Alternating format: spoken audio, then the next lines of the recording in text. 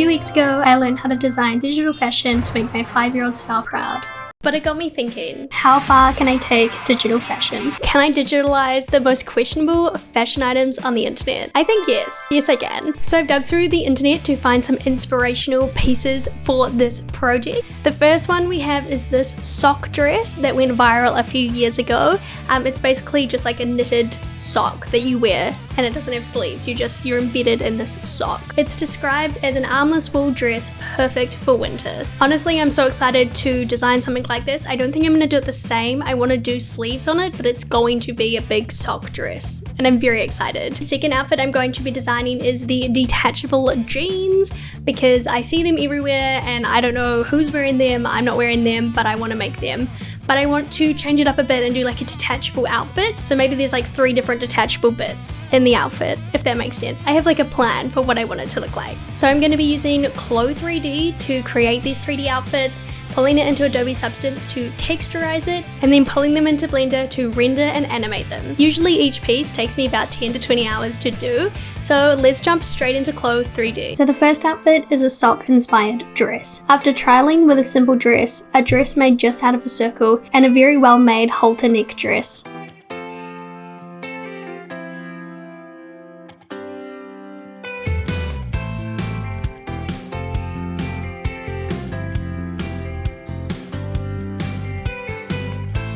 Honestly, look at that. I love this halter neck dress. I think it's like the best thing I've ever made, but sadly I don't end up using it because I decided to go with a collar and then attach the dress pieces to the collar. So here I am now trying to attach the extra bit of material to like the top of the collar to give it that like gathered look, or that like extra chunky like knit look. I also decided to add in some layers at the bottom of the dress, and I also decided to add sleeves. I know the sock inspired dress doesn't have sleeves, but I don't know how to make this without sleeves because I don't know how to rig him properly. So I decided to put in sleeves, but don't worry, it's still going to be knit. I then went in and strengthened everything because I have recently discovered how to do this, and it just means that when I animate him, it doesn't go absolutely crazy. Here I am animating him, and the first go was amazing. He didn't take his clothes off, unlike last week's catastrophe. So yeah, I've definitely learned from my mistakes last week. Then I went in just to add a little bit more structure to this outfit, so it made a little bit more sense. Tried to do like a little bit of a hood, but it just looked really bad. And then yeah, just added in some more seams and had a little bit of a play so that it just looked better when he was walking.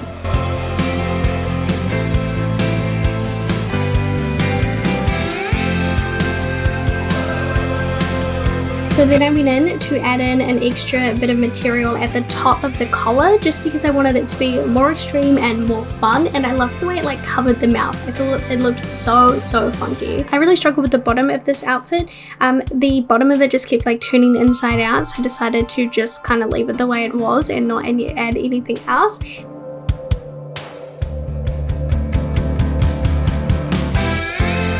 Then I pulled the outfit into Substance Painter so that I could add the knit texture to it, and then I just thought this was amazing. I wanted to add some like pastel-y colors, and then I put it straight into Blender, my favorite place to be. I wanted to go in and make like a glassy look background, so like big bits of glass everywhere, because I feel like these types of clothing, they're always in like really crazy backgrounds. And I made the background of Blender a image that I actually drew, so it was reflecting all these different beautiful blues and pinks through it. And then I went through and just started playing with all the lighting and doing all those fun things. And yeah, I had so much fun in Blender doing this. I love playing with the colored glass as well, and I cannot wait to show you what this looks like rendered. So outfit 2 is a detachable jean outfit, which I'm going to do as like a full outfit. So there's going to be lots of different detachable items in this. I'm very excited. So here I am just making basic jeans, flipping around those normals, and then connecting them in the center so that they're not a skirt and they're jeans instead. I went through and started to kind of cut up the jeans so that we can make them detachable, and then also bring in little strips so that we could reattach the jeans, if that makes sense. This is one of my favorite parts, when I bring it all together, and then I strengthened it, 1 because I love the orange, 2 because it just makes it better when he's like walking and he doesn't take his clothes off if it's strengthened.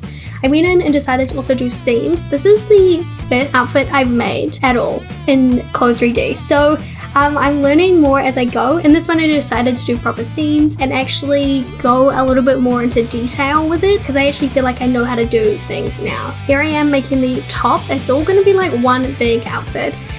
So I'm just making a basic top there and then joining it all together and then joining it to the pants as well because I just think, why not? And this is what it's looking like. I made the top a little bit smaller so that it would just look better with the straps connected to the pants. And then I went through and started to put it in the UV map. I absolutely do not like this part because I cut so many different pieces and I have to like individually place them everywhere. During this process, I forgot to actually add different fabrics to each of them, so it was all just like one fabric. So when it's rigged, he looks great. Then I decided to go in and fix up some things and add in some seams as well, just to give it a little bit more strength.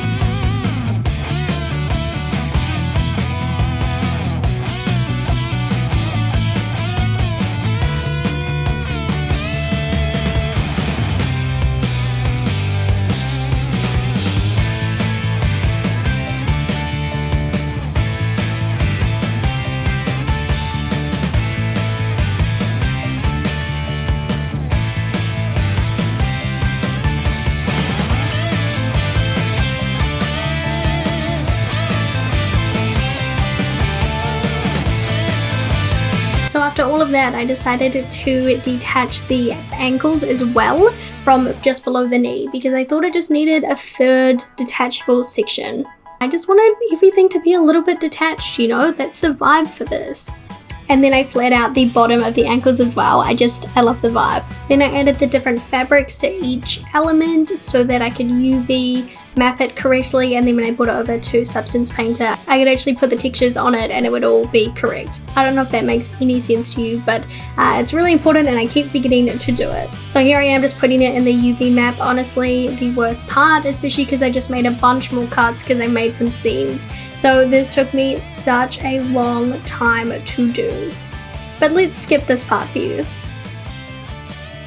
Here I am going to rig him again, and I was thinking he looks so good. I fixed the ankles though, re-bought in my model, and then keep rigging him, and it just, look at him. I'm so happy with this outfit. Then I brought this outfit over to Substance Painter and I was so excited to be texturizing this outfit. It brings me so much joy. So I baked it, put it in the oven, and then now I'm just going in and kind of working out what I want. I put a jeans texture on it first, and then I wanted to go with like a pastel color, so I was going with like my light purples, my light greens. I bring in some light yellow as well, I'm pretty sure, and I just loved it so much. And then I just brought it straight over to Blender and then matched up those textures in the shader editor, very similar to what I did last week. Then I went in to the editors tab and clicked on the vertices that were like in the section of the pattern, clicked L to link them. Then I went in and texturized them where they're supposed to be. I don't know if this is the most efficient way to do it. This is how I worked out how to do it last time, and it's like kind of the easiest way for me to do it. As I'm doing this, I do realize the middle of it is like a little bit tangled, but don't worry, it comes out when I render it. So I am so excited to show you the final outfits of these.